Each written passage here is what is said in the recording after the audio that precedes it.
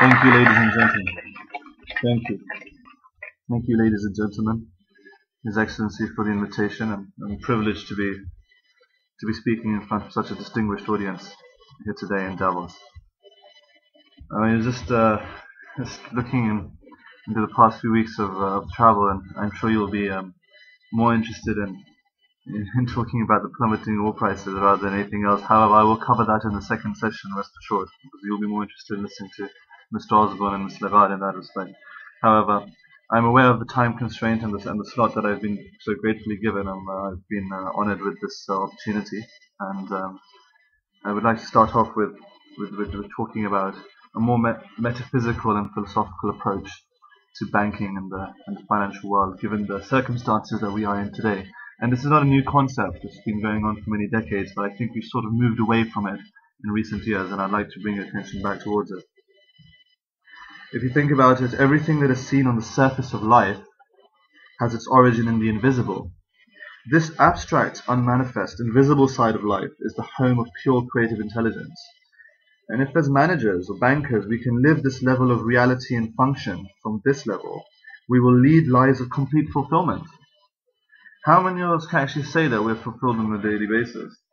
We will be carried forward on the breath of the absolute. Our energy will naturally be of the highest possible quality and will be converted into productivity and success automatically.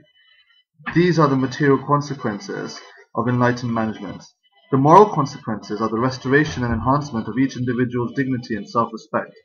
When this happens, our energy becomes friction-free, and a man of stature does not need status. As bankers, can we be expected to take an interest in our souls? And if so, what is the relevance of this to our professional lives? There's a very straightforward answer to this, ladies and gentlemen. The soul is the life force, the source of existence itself. If we are not aware of this reality, how can we be successful and successful bankers? Or people, for that matter. When we say that we are managers, we mean we are managing the flow of our own and our colleagues' energy psyches in certain specific directions. That is why we must know what energy psyche is before we can manage it successfully. It is a substance that brings together and unifies the physical self, the mind, emotions, feelings, desire, and intellect. Energy psyche is power, and as managers it is our responsibility to charge and recharge that power. Energy psyche is not only a physical power, but a power that has a will of its own to do whatever it likes. It possesses qualities of discretion, judgment, and feeling. Now, there is a very important distinction between purely physical energy and energy psyche. The latter has the power and the will to relate itself to all that has been created and is in existence, not only to the physical objects and energies, but also to the invisible, intangible, and non-physical existence.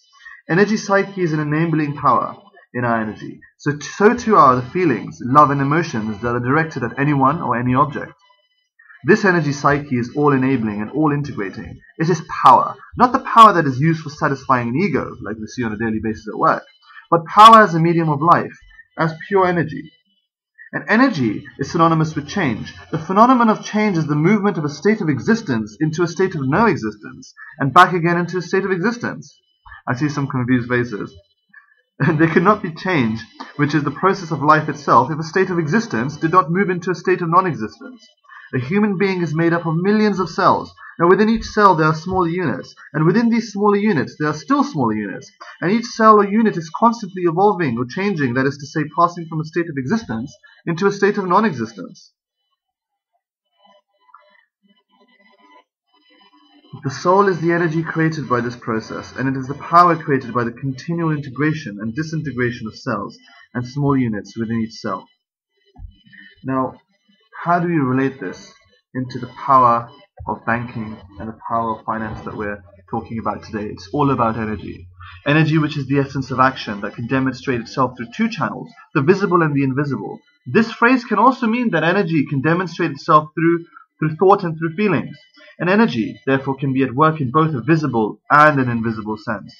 If we agree, for example, that the spirit of man has attempted to achieve excellence since the beginning of time, we must assume that any classical demonstration in the field of art is an expression of that spirit of excellence. If all the foregoing is true, then perhaps it can be said that the same spirit was at work in Vienna in the 18th century, when Haydn, Mozart, and Beethoven seemed to interlock in a musical trinity to express man's feelings and aspirations in a classical musical style. Is it therefore possible to draw a parallel between the spirit of creation that was behind the energy that produced the pyramids and the energy that went into producing Beethoven's choral symphony? I believe there is, and I feel that this could be called the classical spirit continuum. I mean, I went to the pyramids last month in Giza, and I was just taken aback by the fact that even with all the technology and cranes and architectural advances that we've made, we still cannot come up with that one edifice, even today, which these ancient Egyptians did so many years ago. So, what we need to talk about is our major purpose in life, and we need to merge it with totality. The future is unknown. No amount of analysis of the present can reveal it to us in its fullness.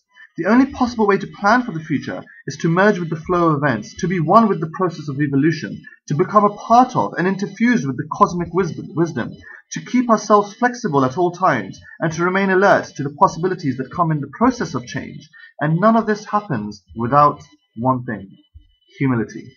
If our hearts are pure, we will see the opportunities and be able to mobilize our resources accordingly. Humility is the key to freedom.